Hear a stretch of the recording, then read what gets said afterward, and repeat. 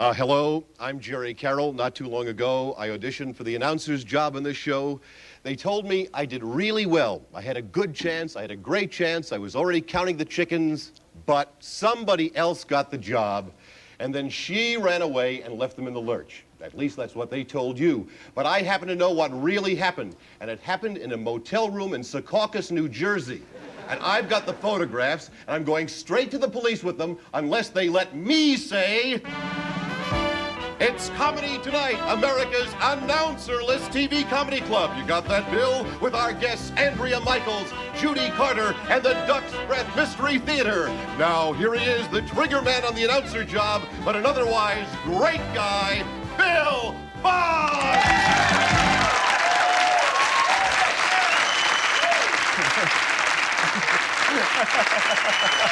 Jerry Carroll, okay, also known as Crazy Eddie. Big show. Let's get right to our first comedian. She's the winner of Showtime's Funniest Person in California contest from Los Angeles. Here is Andrea Michaels.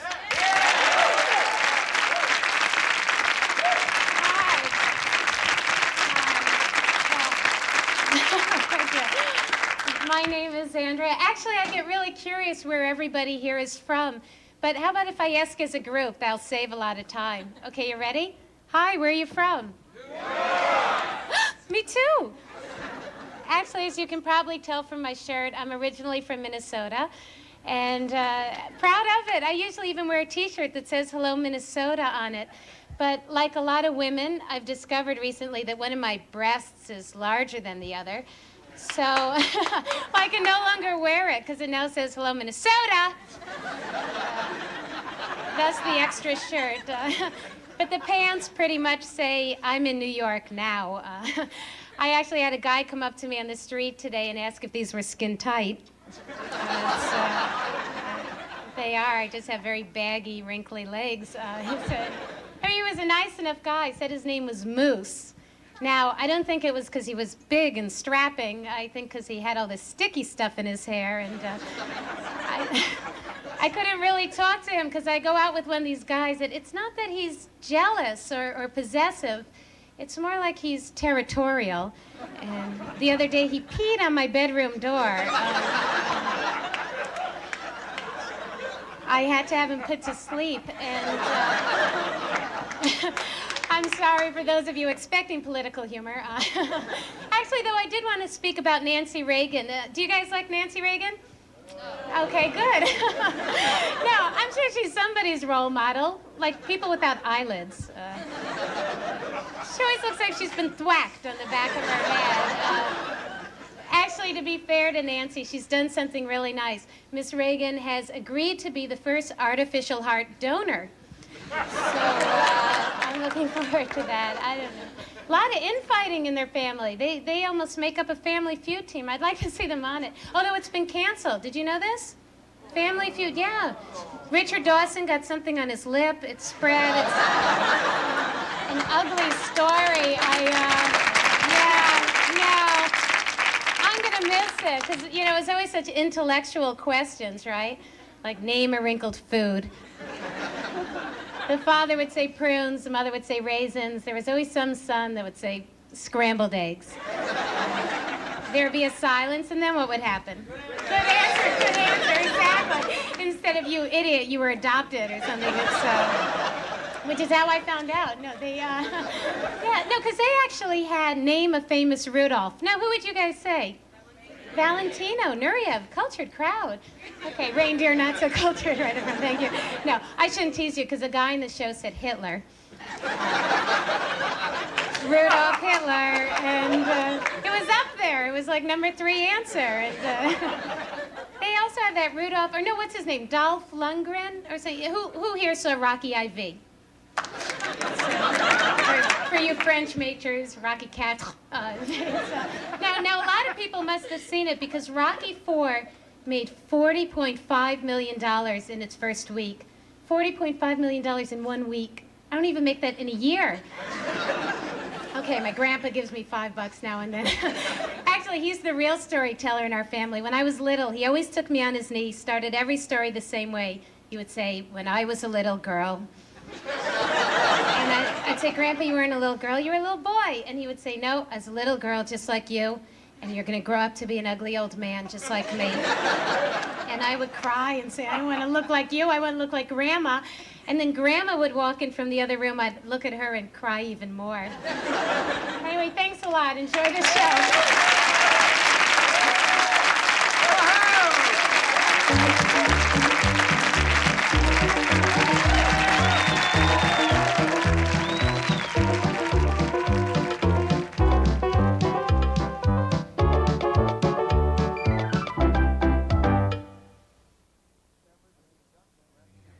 Well, Jerry, we've got 3 members of the Duck's Breath Mystery Theater with us tonight.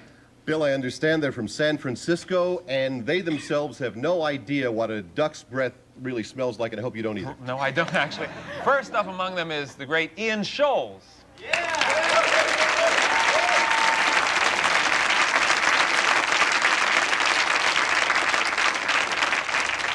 Now this, taboos, forbidden desires. Film at 11. Next, Tawny, portrait of a teenage runaway incestuous hooker. Tonight, Cagney and Lacey teach a male stripper, would-be rapist spokesmodel how to care. Tonight, on Hill Street Blues, alcoholic child molesters lurk beyond the threshold of a typical American family. Tonight, Ice Center 11 focuses on battered women trapped in a world they never made. Taboos, more information all the time. See Lonnie Anderson pretend to be terrified. Linda Carter becomes frightened of her own hair. Tonight at 10. Then, are artists insane? New facts reveal that 1 out of every 5 Americans is mentally ill and doing nothing about it. The agony of love or the bliss of rage. Join us on 2020 for a revealing look at what psychologists say could be a new problem. Police informants with disguised voices. Then, Mr. T takes a look at more zany antics as celebrities play pranks on normal people. It's Plumbers of the Stars. Then, what is the dark secret shared by these impossibly beautiful women? Information and entertainment collide as 60 Minutes takes a look at the copywriting approach to real problems. Right here on the Hype and Silliness Network. Then, a major corporation talks to you as if it were a person you could talk back. As Mobile looks at images in politics and the media in politics. Vanessa Williams and Vanessa Redgrave in A Portrait of 2 Vanessas. Then, it's time for another girlfriend of Howard Hughes. Then, Battle of the Porno Stars. We'll meet a man who's had a camera installed in his head on real cute old people. Is there money after marriage? Is there happiness after lunch? Find out on Forbidden Tattoos. She was a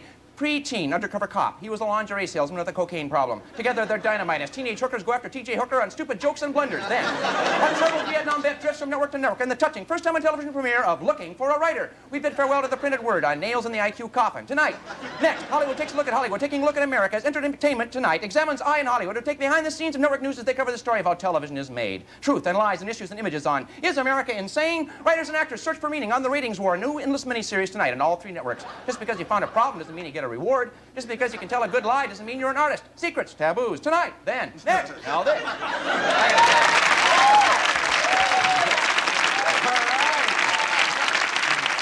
right, man.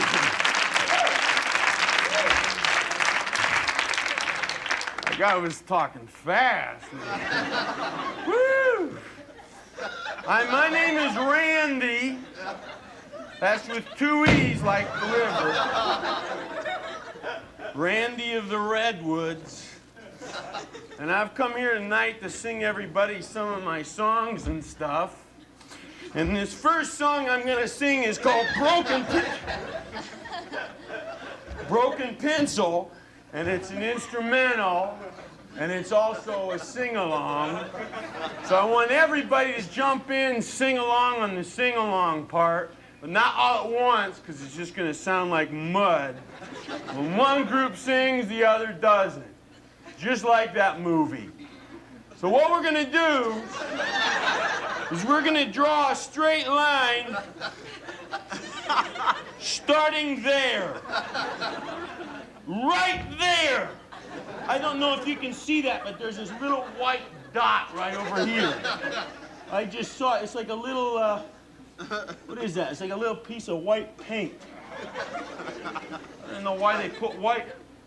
It's like somebody started to paint this floor and got bored real fast. No? That's like tape, I think. It's like a little piece of white tape. Right here. It won't come out. Man, that is not tape. I don't know what the hell that is.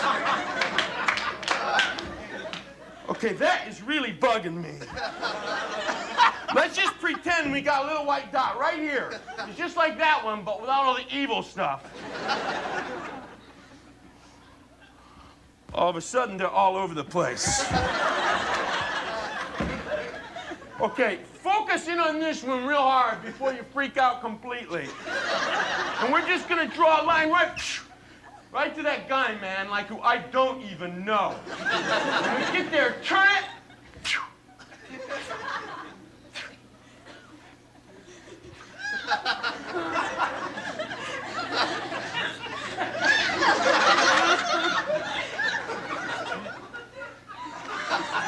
You see what I'm talking about?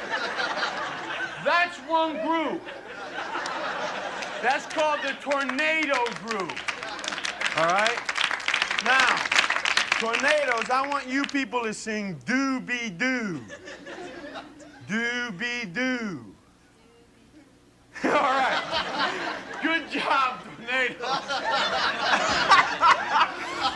Oh, man. Oh, that was weird. That was weird. Because it looks like there's more people in that.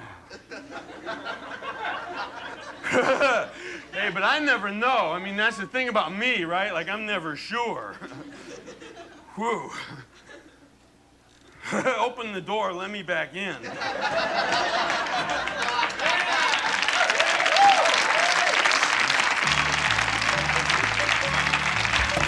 It's time once again to ask Dr. Science. So let's ask Dr. Science. That's me. Remember, he knows more than you do. That's right. Well, Doctor, we have 5 burning scientific questions here for you, or maybe not 5, several anyway.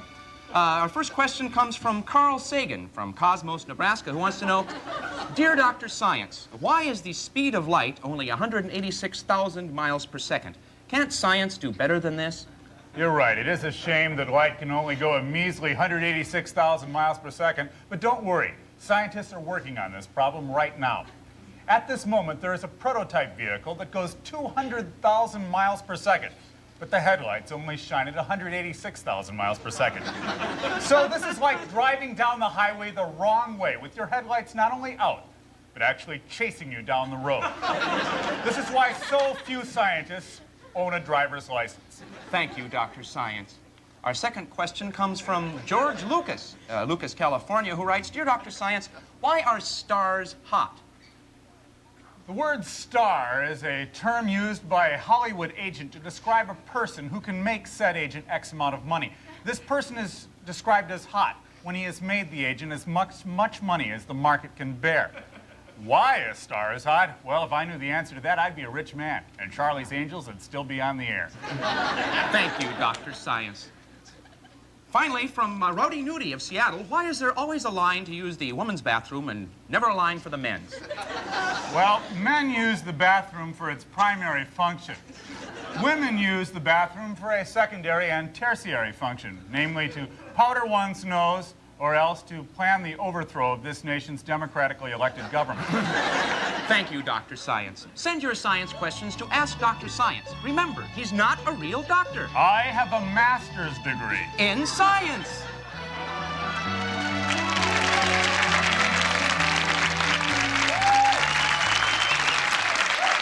Stick around. If we don't return, you get double your money back.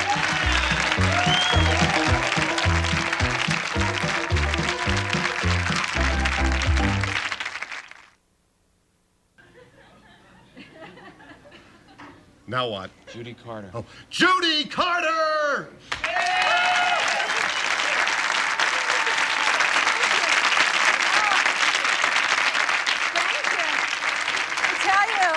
What a well-dressed crowd. My God, I didn't know what to wear. Can I ask you guys something? Really, tell me the truth. Don't lie to me. Is this necklace too much? What is it? Wait, this is from the village. Wait till you see what came with it. You said it's... Ah! Okay, what do you think? What? What? Do you like it? Yeah. No, wait. Don't look at me like that. Let me tell you something. Men find this very attractive. Oh, yes. My mother always told me, Judy, men love women who do tricks. All right, I'm going to give some of you gals some tips. Anyone single? Some single? All right, you have some cigarettes? Can I borrow a cigarette? All right, here we go. Now, ooh. What a macho gal. Well, all right, gals, now watch me. These are some tips. Now, you want a guy to find you attractive, learn some sleight of hand. You go into a bar and you say, "Hi, sweetheart. Can I have a cigarette?" "Thank you." Thank you. Yes. I enjoyed that. You'll enjoy that one, too. Yeah. Thank you. Thank you very much. Yes. Hey, Ella Fitzgerald from Memorex Tape. I'm Ella Fitzgerald. Shoot about that. Wow, okay. Yeah, I do. Yes, was that stupid or was that Memorex? Oh. Now look at me, I'm all wet. I tell you, I have to tell you the truth. I don't have real good relationships. I have short relationships. I have like Teflon affairs. Nothing sticks with me. The way things are, if I want a picture of me and my lover, all I can say is thank God for 1 hour photo. I don't know why I do that. I just fall in love with jerks. This last, oh, you too? Not the one you're with, I hope. No, this last one I was in love with. We had one thing in common. We were both madly in love with him. You know, no, wait. This guy was such an egomaniac. How many men do you know shout out their own name when they make love? Wait a second, we're talking mirrors on the ceiling. We make love. He keeps telling me, "Judy, you're blocking my view." Gee, I tell you, it's my body gets attracted to the wrong kind of person. I'm walking down the street, my body goes, "There, I want you, I want you, I want you." I tell you, I am such a slut. I have to wear control top pantyhose all the time. Oh, I hope my mother's not watching this show. I do. I tell you, I just want to fall in love with the right guy. You fall in love with someone, you unscrew your brains, you fall in love, right? 3 months later, your brains make a comeback. Usually in the middle of making love, you realize, oh my God, I'm in bed with someone whose pickup truck says, "Honk if you're horny." And then you have to break up, and oh, it hurts so bad. All of a sudden, every song on AM radio is about you, right? Because we women, we have to be concerned about picking the right kind of person because our biological clocks are ticking away going, "Babies, babies, not too many eggs left down here, last call, last call." Yes. Women at 30 start thinking about having children, and men at 30 start thinking about dating children. So, you know, wait a second.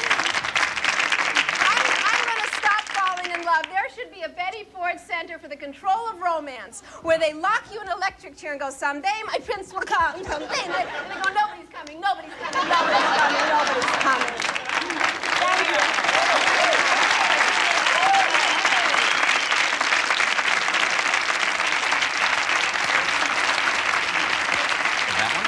All right, Judy, thank you very much. Ian Scholes is here again. Ian, what's on the news? The news as it happens. Here are the headlines. A hostile takeover, a corporate merger, a strong dollar, easy money, a negotiated settlement, rising costs, busted farms and bad loans, lottery winners, random adjectives and nouns used as adjectives as they happen. A stern warning imposes sanctions on a far-reaching initiative. Is there a political solution to a new threat to security? A border dispute ignites a regional conflict as a bilateral relationship collapses. And spokesmen probe human rights violations and the alleged activity of survivors and victims who are exhausted and want to be left alone. An emotional reunion with the homeless in a state of shock. Our cameras will be there. Let's go to the satellite picture. A temporary freeze and an early frost bring a frosty response from a source close to the president. Import quotas and a mysterious explosion could affect the new Springsteen as we preview the fall fashions and fascists, the new movies, and exciting new lunch ideas. Fighting and rain continue through the weekend. We're still afraid of Cuba as a new poll reveals incredible ignorance of a new syndrome and disease that could be a problem. As we take an emotional glimpse at the grief of strangers. It's an awesome segment, an emotional segment. Live coverage continues. Losses up and down for the third straight quarter. A deplorable incident and a mysterious accident lead to a frantic search ending in a pre-dawn raid as police probe a small town with a bleak future. A missing child and a love triangle. We'll show you the sex trials of tomorrow. A window of opportunity creates a brewing scandal as a new poll reveals what you think about what others are thinking. Consumer price index. Growing fears of an economic reversal and a startling upset in the season opener. And an emotional day in court ends with emotional responses from the guilty and innocent. We'll be there. Did the killer display any emotion at all? Do we have footage of that emotion? Can we see video snapshots of a stupid world and call it news? Yes!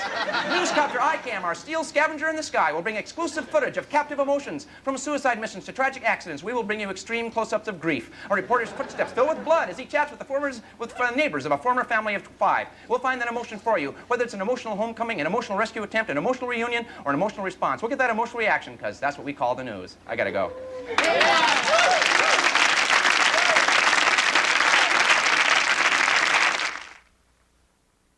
Thanks to Andrea Michaels, Judy Carter, of course, Duck's Breath Mystery Theater, Merrill Kessler. Raise your hands behind me. Merrill Kessler, Jim Turner, and Dan Coffey. Of course, our guest announcer, Jerry Carroll. Jerry, thank you very much. You know, I have a question I would like to ask Dr. Science. All right. I always wanted to know this. How do escalators actually work? Right. What happens when the basement gets full of stairs? Well, escalators are actually large, Yeah, right. ungainly, stupid reptiles. They live in the space between the floors of department stores and shopping malls. They crawl around in the dark in the basement and eventually starve to death unless they're rescued by the escalator police. Those that are rescued are put back to work as dumbwaiters or people movers or luggage carousels in airports. The dead ones are coated with a stiffener and put back to work as stairs. That's it? That's it. I'm glad I asked. Thank you very much, Dr. Science. Enjoyed everybody on the show. Judy, what have you been up to recently? Oh, I joined this organization, Big Sisters of America. Can I Yeah? make a plug? Go ahead. Okay, it's Big Sisters of America. It's great. Anybody can join to become a big sister to a needy kid, and it's great because